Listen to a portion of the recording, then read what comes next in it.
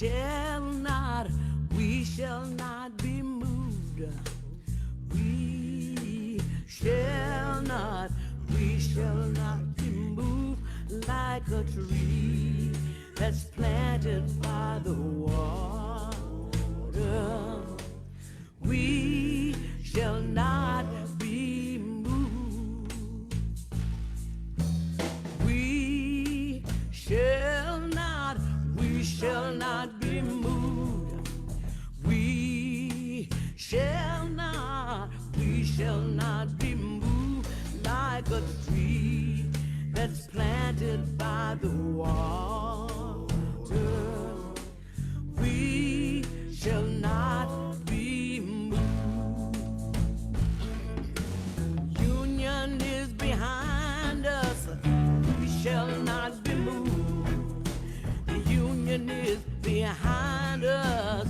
We shall not be moved. Just like a tree that's planted by the water. We shall not be moved. We're fighting for our freedom. We shall not be moved. Fighting for our freedom. We shall not be like a tree that's planted by the water. We shall not be moved. Fighting for our children. We shall not be moved. We're fighting for our children. We shall not be moved like a tree that's planted by the water. We shall not be moved.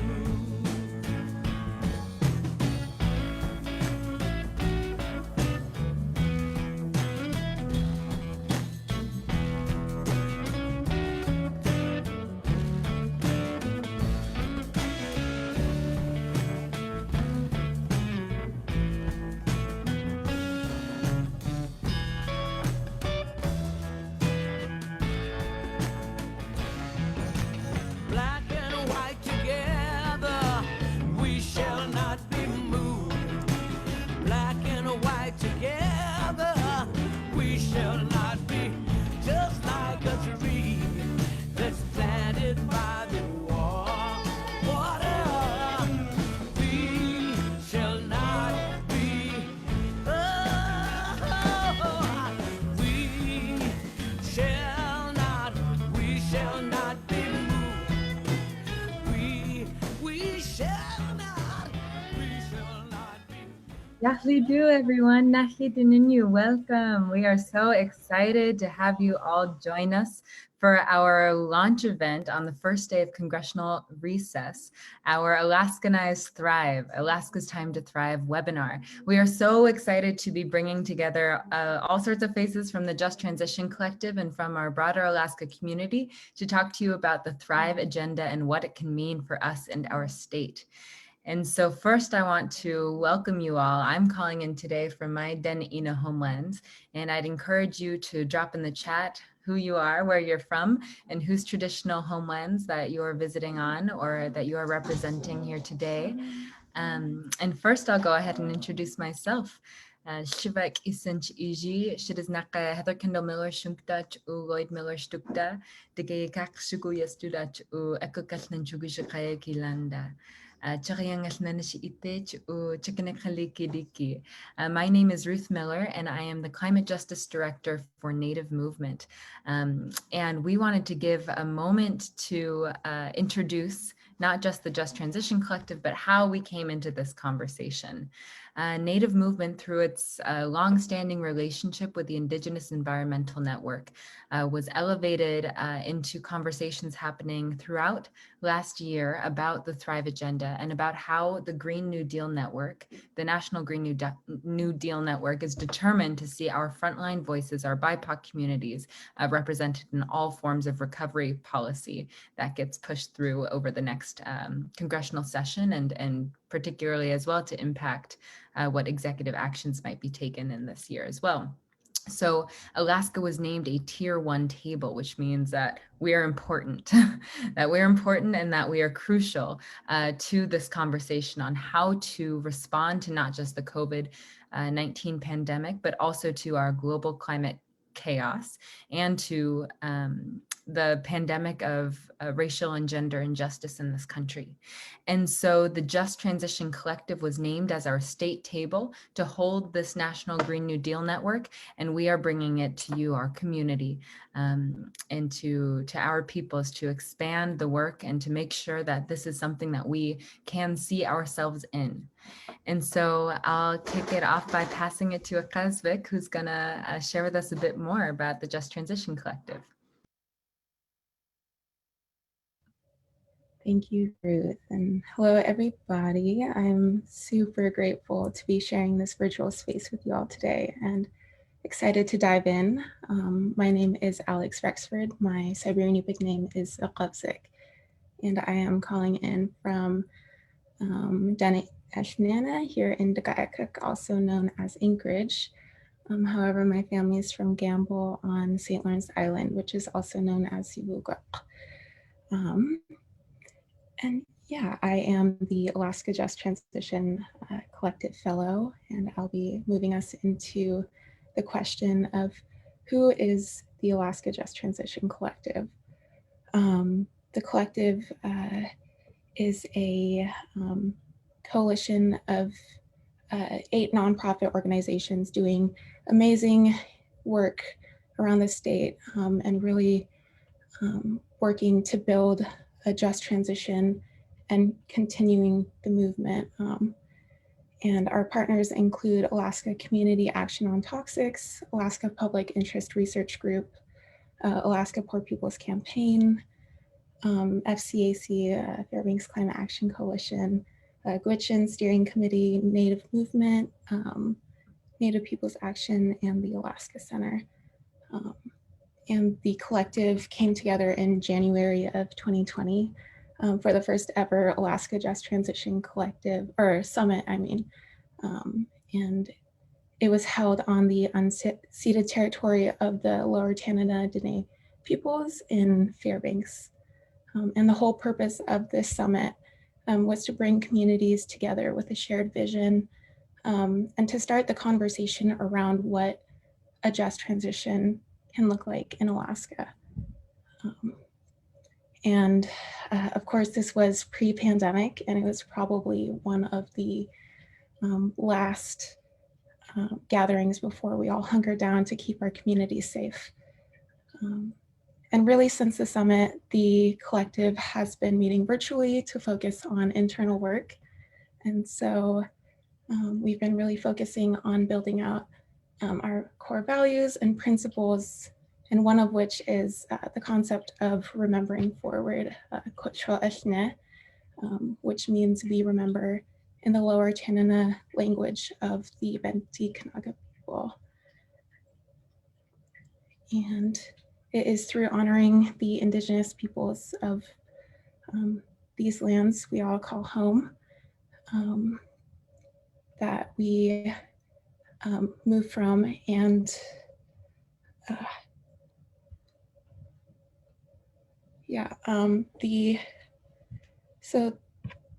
excuse me. And yeah, we are really grounded in the Indigenous ways of life as well as community. And yeah, with that, I'll pass it on to Ine.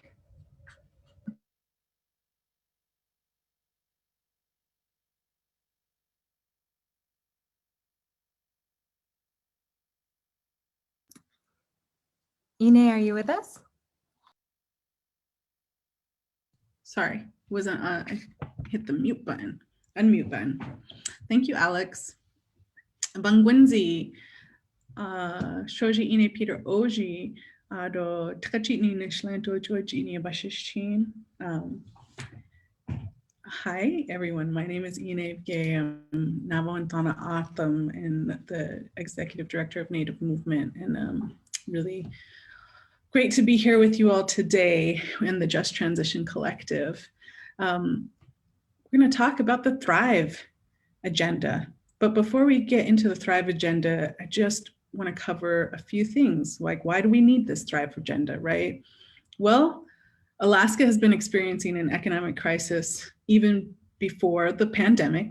Our state has, in a fairly short amount of time, become cripplingly dependent on a dying industry. Right? The major oil and gas companies are leaving Alaska, and the world is urging a path forward that will mitigate the climate crisis. Alaska needs a new economic path, or we will be left in an even deeper economic hole while bearing the brunt of the harm caused by toxins and pollutants and the climate crisis. The economic crisis we're faced with has already perpetuated long-standing injustices, as tribal nations, Indigenous and people of color communities, women, and low-income households have endured job scarcity while also enduring the highest rates of toxins and pollutants in our air, in our lands, in our subsistence food sources. The escalating climate crisis and pandemic impacts are magnifying the threats to all Alaskans, our healthcare, and our economic security. And yet for Alaska, there is no return to normal. And why would we? What has become normal over the last 50 years has been fundamentally unjust, unhealthy, and unstable. But we in Alaska have a different model of long-term sustainability to guide us. What Alex just talked about, right? This model of Kostrelnia. These models sustained peoples on these lands for thousands of years. So the Alaska Just Transition Collective follows Kostrelnia, remembering forward. These knowledge systems are at the root of the Alaska Thrive agenda that we're talking about here today. The agenda seeks to do all these beautiful things on this slide: transform, heal, renew, invest, build a vibrant economy. And the Thrive agenda is essentially an economic recovery bill for a post-COVID crisis, for a climate crisis, and more than that, it is an economic reconstruction that truly prioritizes justice, racial justice, gender justice, justice for the land, water, and economic justice. The Thrive agenda, the Thrive Act establishes, we could go to the next slide, establishes a board that consists of members selected from labor, from frontline communities and tribes. It really gets to the roots of our value systems, our ancestors' lands and waters. The trunk is our people and our communities, right? Our branches are our goals, like the pillars of the Thrive agenda. And so the pillars, there's 8 pillars that we're going to talk about today. The leaves are the community and the tribal branches that bring the branches, tribal projects that bring the branches to life. The sunlight is our shared vision that nourishes and strengthens our work. So with this Thrive agenda, you'll hear the number of the pillars. This is essentially a funding dissemination structure to invest $1 trillion each year for 10 years over these 8 pillars, which I will now hand off to Polly to talk about, to kick us off. Thank you, Ine. My name is Polly. I use she, her pronouns, and I'm zooming in from unceded Dena'ina lands. I'm excited to introduce pillar number 1, which is about the creation of millions of good paying jobs with access to unions. So if you've heard us talk before, economy means the management of home.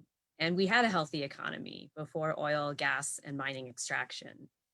These industries have created inequitable, unsafe, and unhealthy conditions for Alaskans and the lands and life that sustain us. And Indigenous communities show us that wealth is a full freezer and being able to share.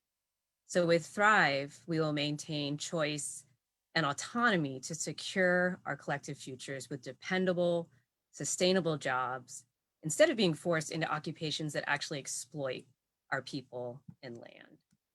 And so in Alaska, this could look like the unionizing of clean energy industries to help workers get good paying jobs that sustain our environment and our communities.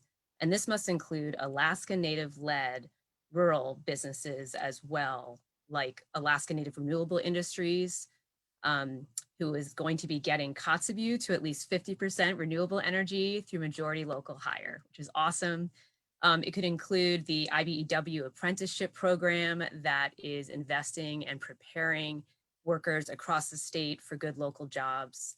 And it could include the creation of sustainable local food systems through new business models that support quality jobs and benefit workers, like kelp and regenerative ocean farming, that bring community wellness and follow the wisdom of Indigenous communities. So with Thrive, like these honeybees that you see here, we can support workers and take care of our home and take care of one another the way an economy should look. I'm now going to hand it to Carly, who's going to talk about pillar number 2. Thanks, Polly. Hello, everyone. My name is Carly Weir. I'm actually zooming in today from the Kanaka-Owi people in Oahu, but my home is in Dena'ina and Supiaq lands outside of Homer. And I'm excited today to talk to you about pillar number 2, which is really related to what Polly was just sharing. This is about building the power of workers to fight inequality, right? And I can't help but think right now, as votes are being counted in Alabama about unionizing Amazon's facility in the Birmingham region. The Bessemer warehouse is about 85% Black, and organizers have centered inequality and justice, racial justice, as part of their organizing strategies. And whether or not this vote passes to unionize, this whole exercise has brought up an important conversation about workers' rights and who gets to decide what is best for workers and what good jobs really mean. It also shows us what it looks like to organize against a really powerful giant like Amazon. So no matter what the turnout there, this has been an important exercise and a conversation. And also top of mind on this pillar are, I think, of our teachers unions and our nurses and firefighters unions working during the COVID crisis to protect frontline workers and advocate for policies and actions that really benefit us all, right? They help lift us all up to be safer and healthier. So in its essence, really, this pillar is about building power within community, recognizing that we are stronger, we are strongest when we stand together. And this at its core is an Indigenous value, right? I think we can see this amplified in many of our Indigenous ways of life. And so the Thrive Agenda defends our rights as workers to be treated with dignity, with equal rights, and with racial and gender justice. You know, no one should face any form of discrimination in work relationships, or any relationships for that matter. And everyone should have the right to work in a safe environment. You know, here in Alaska, I think we recognize that we are all family, and that's really a core part of this. We recognize that no employment should ask us to sacrifice our safety and security for ourselves or for our children and grandchildren. In Alaska, this could look like many things. It could look at introducing equitable family leave and childcare policies so that parents and grandparents have the support to take care of their families without worrying about losing their jobs. I think we can all agree that parents should have access to generous parental leave so that they can be present for our young ones. I also, in this pillar, think of our North Slope workers and the occupational health and safety provisions that must include protection from physical injuries, but also the toxic injuries that are often not visible and may manifest years after exposures happen, and potentially have multi-generational effects, including birth defects in the children and grandchildren of workers. AKJT, who you'll hear from in a little bit, has been really leading the work to address this link for decades. I also think of the Unite Here Local 878 work to get a right to know ordinance passed in Anchorage to protect workers and visitors from toxic mold. again, seeing that when we have organized workforces with the power to fight inequality, it really helps lift us all up and helps us all be better and safer and healthier. And so, yeah, I think this is really about good quality of life and recognizing that. And with that, I'll pass over to Rio, who's going to talk about our next pillar. Thank you so much, Carly. Yeah, that's incredibly fantastic to be hearing about. Hello, everyone. My name is Rio Zavala. I'm calling in from Dena'ina Land here in Anchorage. I am the communications coordinator for the Fairbanks Climate Action Coalition. And I'm incredibly honored to be here. And let me tell you, I have been waiting for this one. It is so exciting to be talking about the Thrive Agenda here in this space with y'all, and particularly Pillar 3 here, which is about investing in Black and Brown and Indigenous communities. So it's represented by the whale, and the health of the whale is the health of the planet. Whales are revered for their ability to feed, clothe, and support Native communities, and for the long lives and long memories that they hold and share. Their songs ring out for miles, and we honor and we hold these creatures in our mind as we talk about investing in Black, Brown, and Indigenous communities. Now, it's long overdue time to acknowledge publicly that communities of color are facing multiple crises on numerous fronts. It's been a long few years where we've talking about racism in the mainstream, but even prior to that, and even prior to the COVID-19 pandemic, history documents that racism and oppression have been written into legislation at every level of government throughout history. That's a reality that we live in. Even now, Alaska Native communities in particular face environmental injustice as they are experiencing the loss of watersheds, animal habitats, with increasingly dramatic landscape changes from erosion and melting permafrost, seasonal harvest changes because of warming temperatures, and direct health impacts from proximity to development projects that leak chemicals and toxin into the bodies of the animals and the communities that live there. And with Pillar 3, it is crucial that we are allowing the most affected communities to have the power to democratically plan, implement, and administer recovery projects. This pillar is about following the leadership of Black communities, of Indigenous communities, and other communities of the global majority in identifying the solutions that we need to make sure that our voices are heard, our futures are protected, and our children are safe. Here in our state, Alaska Native cultural values and knowledge systems must lead the way forward by reminding us of our beautiful past. They are our greatest strength, and they must be supported.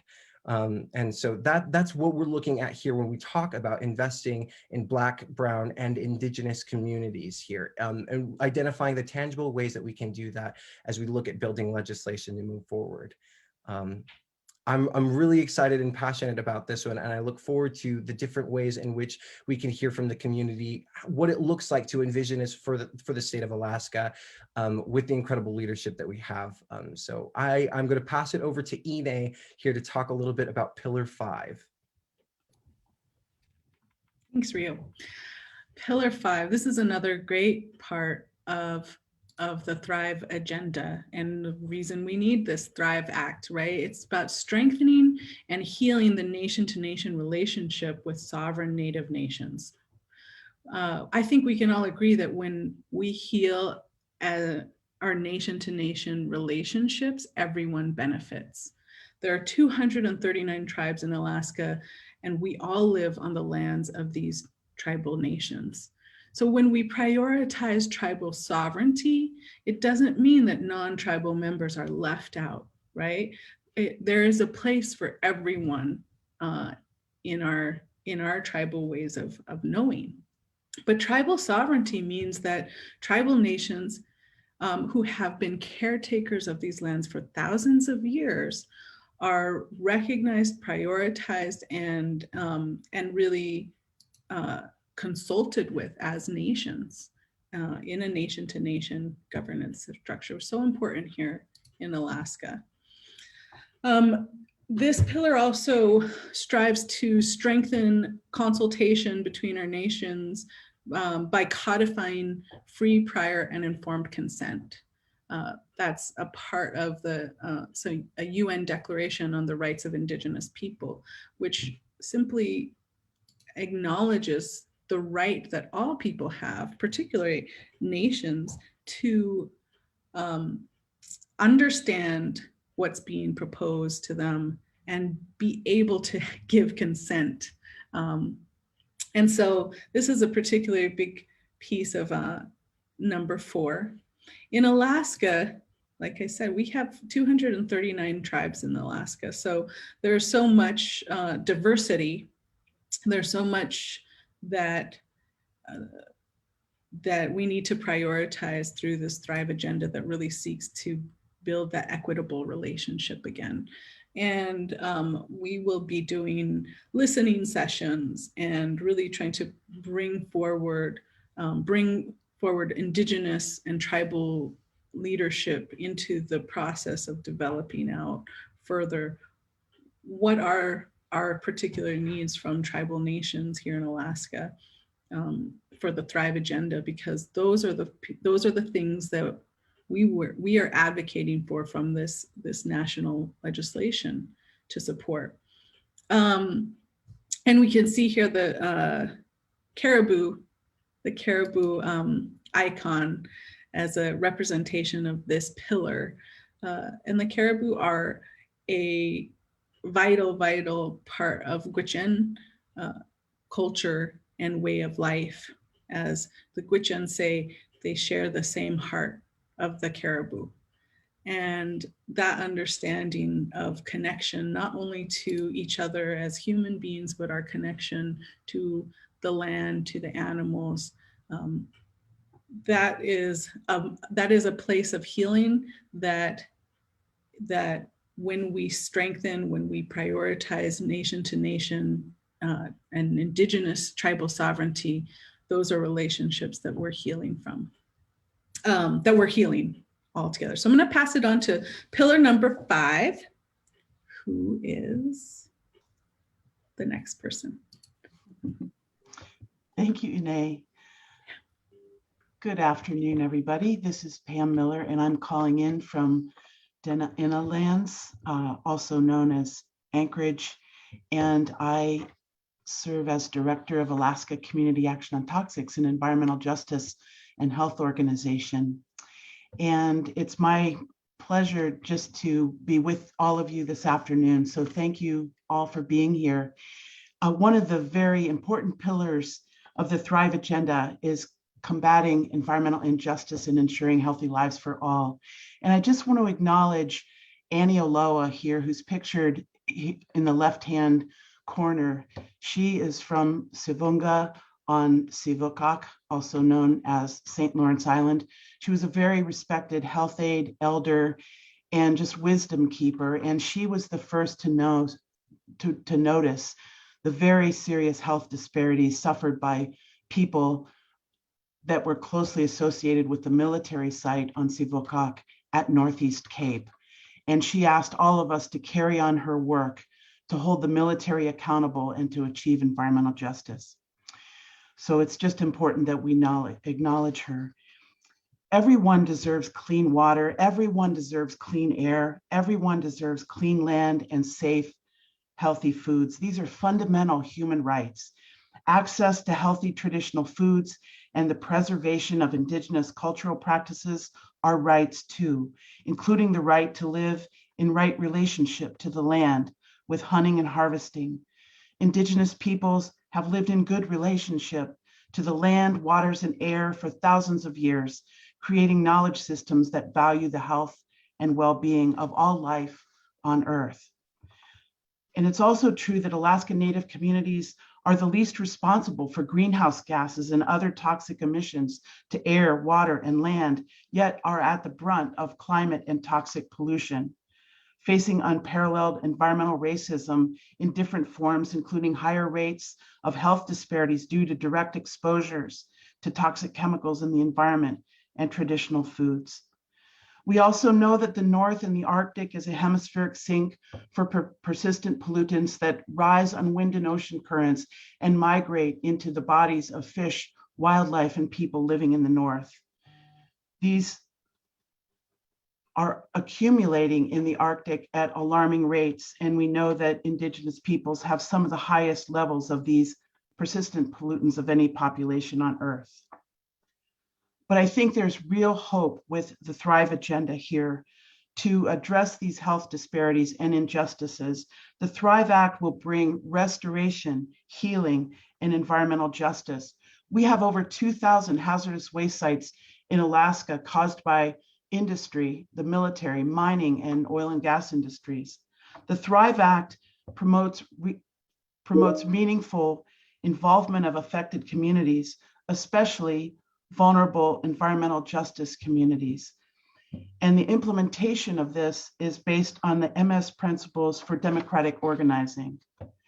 The Thrive Act helps hold corporate and military polluters accountable, reducing pollution at the sources and strengthening regulation and prevention and accounting for cumulative impacts.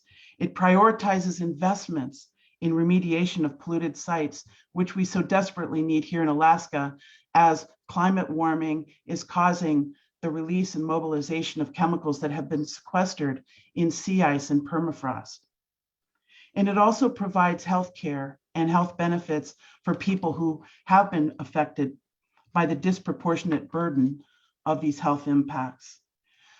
So the Thrive Act really acts for the health of salmon, which is something that we're dependent on here in Alaska as just a fundamental human right, for the health of the salmon, for the health of present and future generations, for our children and ancestors. The Thrive Act will protect us all. So thank you, and I'm very glad to pass it on to my friend Polly to talk about Branch 6. Hi again, and thanks, Pam. Branch 6, this is tough. It's about averting climate and environmental catastrophe. We Alaskans are in a climate emergency. Pam described a lot of those aspects. Thrive calls for keeping global warming below 1.5 degrees Celsius to avoid increasing climate disasters and build resilience. And it would also include the largest expansion in the history of our country of clean energy, emissions reductions, climate resilience, and sustainable resource use. It will ensure farm communities are fairly compensated for sustainable local production of healthy food. In Alaska, we're seeing work already exemplified in the Thrive agenda, like the active resistance of many communities on Keep It in the Ground campaigns. We also have the cold climate housing research projects around the state working to promote and advance the development of healthy, durable, and sustainable shelter for Alaskans. Efforts like Solarize are propping up in communities to put clean energy into the hands of Alaskans, but with Thrive, we could make clean energy accessible to so many more Alaskans. In Alaska too, the support by Thrive for sustainable agriculture should also translate to supporting tribal hunting, fishing, and gathering practices, and tribes should guide adaptation and response strategies and solutions. So Pillar 6 requires us to be fast and nimble and respond to this emergency as quickly as we can, while also going farther than we think possible. I'm going to hand it to Margie, who's going to talk about pillar number 7. Hi, thank you so much. Pillar number 7 is about ensuring fairness for workers and communities affected by economic transitions. And the lovely icon here of the beaver, because this is where the industrious keystone species, this ecological engineer, really embodies the spirit that we are looking to embody here in Alaska as we imagine what the Thrive vision looks like here. So what under Thrive, workers impacted by the pandemic, climate change, and other economic shocks will receive guaranteed pay and benefits, including full pension, healthcare, early retirement, equitable job placement in new industries. What that actually looks like in Alaska, the need for this is incredibly apparent in terms of how the pandemic has impacted Alaskan small businesses, tourism, fisheries, and the oil industry. In terms of climate justice, we know that we need to stop extracting oil. And so what replaces those jobs is a question that often is asked. What replaces that income? And the regenerative economy, the opportunity to invest in a vibrant, sustainable future is closely connected to this. And one of the tools that we'll be rolling out is an economic vision toolkit. So stay tuned for that. And some concrete examples of what this looks like in Alaska is ensuring that transitions are just and equitable by listening and honoring, learning from Indigenous communities, remembering forward, uplifting the place-based knowledge systems that provide a path forward for this just transition in Alaska. So we can invest in jobs that are for our communities. Oops, is that my cue that we need to be done with my section? I can wrap up quickly just to say that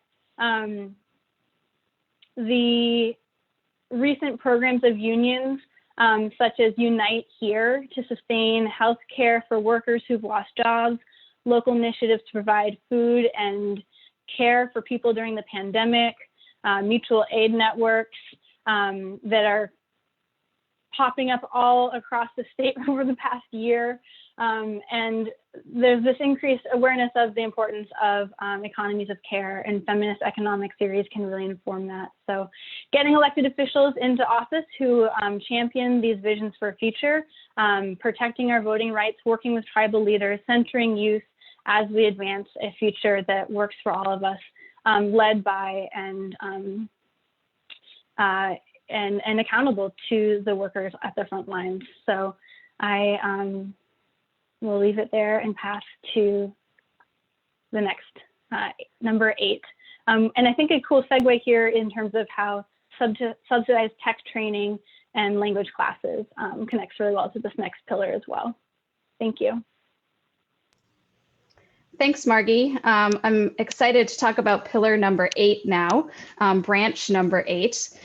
This one is about reinvesting in public institutions that enable workers and communities to thrive. And I think through all of these conversations on the branches, we see how interconnected they are, right? And the symbol for this pillar is a wolf. And wolves are really an indication of a healthy landscape. Their presence helps maintain balance. They're guardians and watchers, sometimes just moving in the background. And they're reliant on their community and structure, deeply invested in their cubs so that they can grow to be strong, independent, and fierce. And that really feels like it fits this pillar, number 8. So the Thrive Act here seeks to reinvest in public institutions that enable workers and communities to thrive. And this means preventing the privatization of any public lands, water, and natural resources, or existing public sector jobs. This would direct funding to support and expand healthcare systems, public education, and other public services at the state and local level, specifically to address the health, environmental, and socioeconomic impacts of the climate crisis. This is where a lot of really incredible reform can happen. And there's a couple of really great examples I just wanted to point out. You'll see on the slide. The first is the Alaska Native Tribal Health Consortium. It's a really powerful example of meaningful change and direct support through a public institution.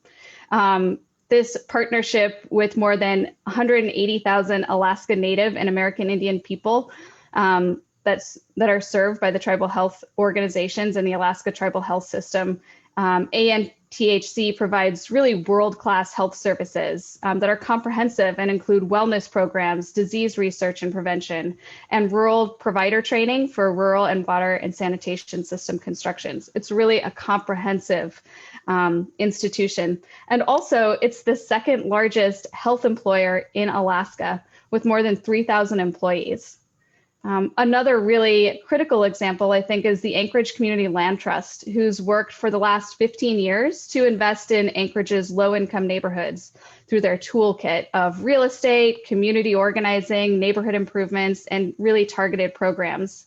To date, from their work, 17 new small businesses have opened in Anchorage's home communities. That's really incredible. Also, I think of Kodiak and their 100% renewable energy portfolio from wind. And I also think of the Chickaloon Village, their efforts to restore salmon habitat, to bring back salmon to a river that was decimated by a coal mine. And also the Yani Da'a School that is really centering Indigenous language and values. And looking ahead in this pillar, we can also think of what's in store for Alaska and what we can vision together. Imagine what broadband would look like if it were a public utility. Imagine what ADA would look like, the Alaska Industrial Development and Export Authority would look like if it was actually investing in solutions for the future instead of old past solutions. Yeah. And the other sort of core piece of this, just to wrap it up, is remembering that at the center of all of this is deep democracy, true democracy that is diverse and localized and really means that people are in control of the decisions that affect their daily lives. So here is where we all need to stand up and make sure we're protecting our rights to vote and expanding access and language access and ease of voting, especially in our rural communities. And I think that takes us through all of our pillars, and there's so much we can keep learning from each other and digging in here, but I'm going to pass it over to Jessica, who's going to help wrap us up. Thank you, Carly, and everybody who brought up some amazing pillars. And these pillars are really tied to our values. As Just Transition, we've talked about our values a number of times. And this Thrive agenda really gets to those deep inside those values, not just the policies we want and need, but the how we get there. So this is a little graph, because I'm really good at graphic design, as you can see, about where we're at right now. So we had the Biden administration take over leadership this year. The Biden administration passed Executive Order 14008, really sexy name. And it was really focused on the 30 by 30, which is conserving 30% of the United States lands and waters by 2030. And when I think about this, I think about we are facing a Goliath, right? Climate change, racial injustices, economic injustices, the public health crisis. This is a Goliath. When I think about the executive orders, they're these small kind of stab wounds to the Goliath, but really aren't getting to the root cause of tripping up the Goliath. So we had the executive order. And then of course we wanted to celebrate and mention the Build Back Better kind of first iteration, which is the $1.9 trillion COVID relief bill that was passed. And then we have this Build Back Better version 2, this infrastructure and jobs plan that the Biden administration is committing to putting $3 trillion towards. And that can be passed in a number of ways through the legislative process. Federally, depending on filibuster, depending on if we could get 60 votes for this bill. But then there's the Thrive Act. And so if we have Build Back Better, that's maybe a spaceship that's hitting Goliath, but isn't really knocking him down yet. But then we have the Thrive Agenda. And the Thrive Agenda or Act is $1 trillion for 10 years in a row. It would establish, as Ine mentioned at the beginning of this webinar, a infrastructure of leadership from the grassroots to the grass tops. So not only would it be in giving economic resources, we know we need so much more than money to fight these crises we face. We also need the leadership led by grassroots folks and that are aligned with our values. So if you compare the Build Back Better proposal as it is now, that is about a $350 trillion bill. We want to inject that Build Back Better proposal with the Thrive Agenda, which hones our values, which really uplifts what we're looking for to get to tripping up that Goliath and really getting the needs that we have met. And that is almost $100 trillion budget that they're proposing in that. So that is a significant difference in dollars. And if we go to the next slide, I want to just show there, it's kind of confusing because you have the Build Back Better, right, from the Biden administration, and then you have the Thrive Agenda, which both have pillars, which both are big economic stimulus packages, which would both do a tremendous amount to address some of these multiple crises, more than we've ever done. And yet we know that we need so much more. There has never been a time in a movement history in which we asked for the center and then got that. We have to ask for everything that we need, everything that we want. the vision, the North Star that we're going for is the Thrive Agenda. And we all have to push for that with the hopes that we get Build Back Better, that we get the position at the $3 trillion range. But really what we want is that $10 trillion range. And we want that grassroots leadership. We want that tribal leadership. We want those values embedded into the policies. So these are the two different pillars, and this is recorded, so you can check out these later. I do want to move us along so we have time for questions, but you can see via the language listed here, there's a lot of similar goals, but it's so much more about investing in root causes when we talk about Thrive. So how do we insert that, embed that into the Build Back Better agenda that's out there right now? And if we go to the next slide, this is just one of the tools that Movement Generation, and we use at the Just Transition Collective to talk about some of these things, where the Thrive Agenda is what we really need. And of course, it's not going to solve all of our problems, right? Of course, it's not going to be the silver bullet, but it'll help us move and catalyze and energize towards this. It'll give us some resources to move towards this place. And more than resources, it'll make this collective vision of where we need to go, a collective understanding of what we have faced as a nation, be it the roots of our nation or the current roots that are rotting. And so how do we move from Build Back Better, which it may be politically realistic, but then how do we inject those pillars? How do we ensure that the nation to nation relationship pillar is embedded into the Build Back Better? How do we ensure that we are uplifting Black, Brown, and Indigenous communities as we talked about in Pillar 3? And that is with the Thrive Agenda. And so I could talk a little bit about, just real quick, depending on time, I'll look for a message from Ruth. But there's a number of ways that we could pass the Thrive Agenda. We could pass the Thrive Agenda within this Build Back Better platform as a whole, get it all in there, all the things that we want. And we could get 60 votes. Is that realistic? No. But can we live in just realistic? No, we have to push. And so we could also be getting the Thrive Agenda if the filibuster is dismantled. It's unlikely that's going to happen.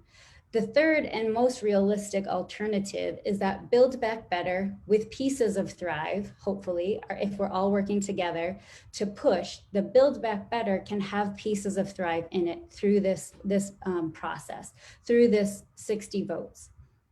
And then we can pass this bill, and we know we're not going to get everything we want, even if we all stand in solidarity together right now and ask for everything in the Thrive Agenda, if we're all on board with that, even if likely we're not going to get everything in that. But what the next step would then be budget reconciliation. And budget reconciliation is how Lisa Murkowski was able to get the Arctic National Wildlife Refuge lease sales into the budget reconciliation process in 2017 under the guise that it would create millions of dollars as an economic boost. So a lot of our values wouldn't be able to pass through the budget reconciliation process, but a lot of the policy and infrastructure pieces possibly could be. And then we would have to continue the momentum, continue the push as a movement to get these other pieces in there. But first, we need to start with everyone asking for Thrive now. And then we can decide what we have to pick up the pieces of later. We cannot do this the other way around. We cannot ask for what is quote unquote politically realistic. We just got Deb Haaland as the interior. We know that we can move the politically realistic, and it is our job as movement leaders, as unelecteds, as people that are on the ground living through these crises. It is our job to push and demand what we need and not just accept what is offered to us. We have to give the cover to our legislators, to our allies in Congress, to push for what we really need. And so what happens if this doesn't pass? This means that we have worked together. We have established what Alaskans need, and we have solidified and codified a way forward for us to move together towards, because we know that this is just one step in the long arc towards justice. I'm going to pass it along.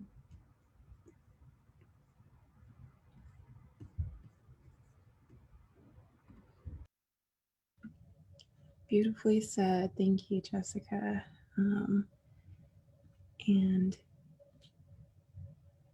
Now we are starting to think about what does this look like for the Just Transition Collective. And like Ruth and others mentioned before, this is a once in a generation opportunity to see just transition values and principles reflected in legislation. And we are primed to see or to join the movement and this moment of national momentum toward a future that is just, sustainable, and equitable for all. And asking the question of what are the next steps for Alaska, and do they reflect the needs for our communities? We know that we need to keep envisioning a just transition. And one way we do that is through art and practicing our guiding principle of what your hands do, your heart learns. And I just want to bring Jessie Thornton into this space. She created the beautiful icons that we're using for each pillar, as well as some of the other graphics. And another thing we need to do is to continue the conversation. I'll pass it over to Ruth to see how you all could plug in.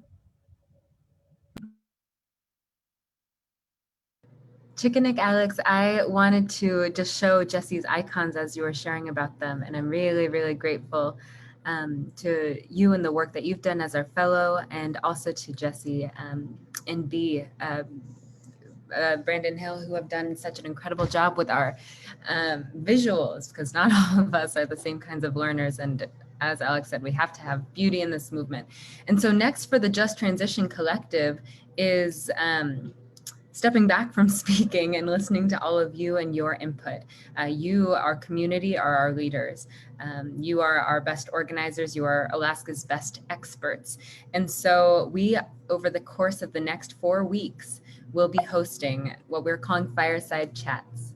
And this is not so much, a throwback to New Deal fireside chats, but it's more like we want to be gathered around a fire together, talking and visiting and drinking tea and watching the sun go down. And during these times, we'll be having an open format, something like a town hall or a listening session, which will be open to our community members, and an organizer or two from the Just Transition Collective will be there to facilitate and to take notes. And this is an opportunity for folks who are interested in engaging more to learn more, but also to share the solutions that are being generated from our lands, from our communities and our peoples. And so each of these dates will be emailed out to you if you have registered for this event, and we'll also be sharing about them on social media. So there will be lots of opportunities to plug in, and they will also be recorded. So if you're not able to participate in virtually live in any of these particular dive-in sections on the pillars, then we'll still have lots of opportunities to get involved. And one of those great opportunities is through a survey form that we've created. For folks who would like to really, really get into the nitty-gritty of what pieces of the act say what, and to comment on that, I'm hoping that one of my amazing comrades could drop the link in the chat, which they'll find on our agenda planning document. And in that link, you can either just choose to stay involved and let us know what what pillars you would like to continue learning about. But you also have the opportunity to go through a type of questionnaire that we actually did ourselves when we were first evaluating Thrive and whether or not there was potential for our loving support here in Alaska. And another opportunity is to register for these Zooms. Okay, there's that survey. And another opportunity is to register for these Zooms. And the registration link will also be posted in the chat momentarily, so that you can stay up to date and on these upcoming conversations and get involved that way. And so that's our time. Okay, we have a couple more minutes to go here. And so I'm really happy to see some questions coming up in the chat. And I'm having trouble opening the question and answer function, but maybe I'll stop sharing so that we can all see one another again. Let's see here. There we go. Now I can see our questions. And so I'm going to toss one open to our panelists, and I'll take a stab at this one because I mistakenly already responded to it partially in the chat. Our first question is, how do Asian ancestry/heritage populations across Turtle Island and Oceania fit into this magnificent Thrive agenda? And this is a really obviously prevalent question, and the answer is everywhere, all over the place. Some of our directing leads on the formation of the Thrive agenda have been grassroots to national organizations from the Asian American Pacific Islander community and their allies, working hard to make sure that justice, economic justice, racial justice is incorporated and provided to all of our communities. So there is no exclusion at all. And it's really exciting to see the diversity of different groups and different interest groups and different industries all working together to make sure that this is a moment that we can all see ourselves in. And so let's take one or two more questions before we give you a preview of our zine. Does someone else, let's see here. Oh, I see, okay. One question from Casey Hobson is, what's the best way we can support this legislation right now? Would one of our panelists like to respond to that?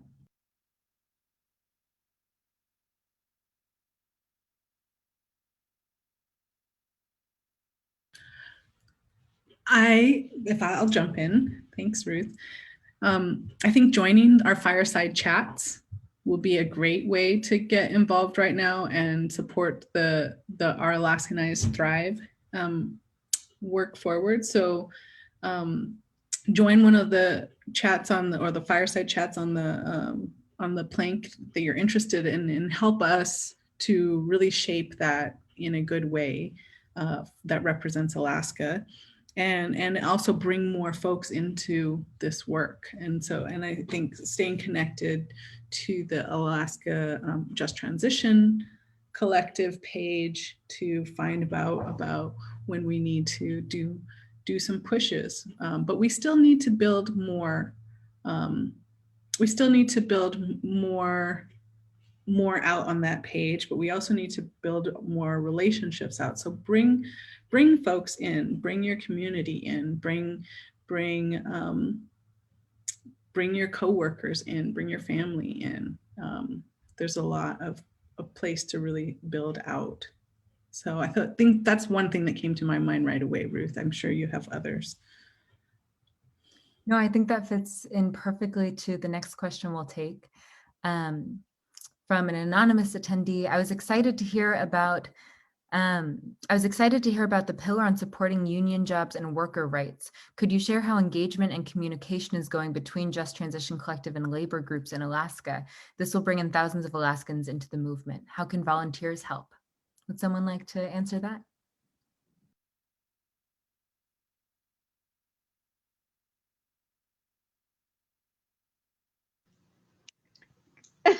I'll take a stab at this. I think one of the best ways that Ine and Ruth just articulated is really getting involved in the Fireside chats. We are in the early stages of building out our work around the Thrive agenda, and really are at a stage where we want to hear from and work with new partners. We've been thinking about this in sort of big picture terms, and now it's time to bring it down into reality. And so we're really looking forward to that. And I think those Fireside chats hopefully are a great way to build new networks and relationships as we all work together and collectively towards this.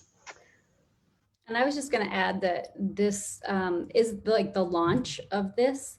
So it's really important to that we have just been trying to figure out what this looks like for Alaska and what these pillars would actually impact in Alaska. And so we're talking about the Fireside chat, and that's a good place to that is just going to be us listening, but also this survey is really going to help us articulate what our asks are at the national level to embed. So when Ruth is at those national tables, we have Alaskan voices from those surveys to uplift. So I think if there are union members that want to fill out that survey, that want to jump into these Fireside chats to really give that direct feedback, I think is also a critical piece for all of our community members and, across sectors. Thank you both. And I'm going to quickly answer our last question that we'll take before we get a preview of the zine going out today. And that question is, are there any congresspeople or senators in Congress who have expressed interest in the Thrive agenda, or at least who are informed about it?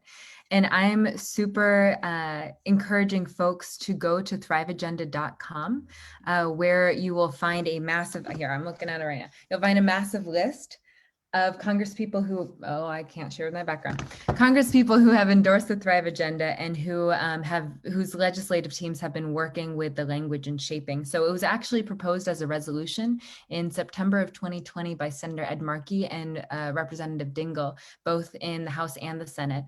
And it was entertained on the floor there for some time.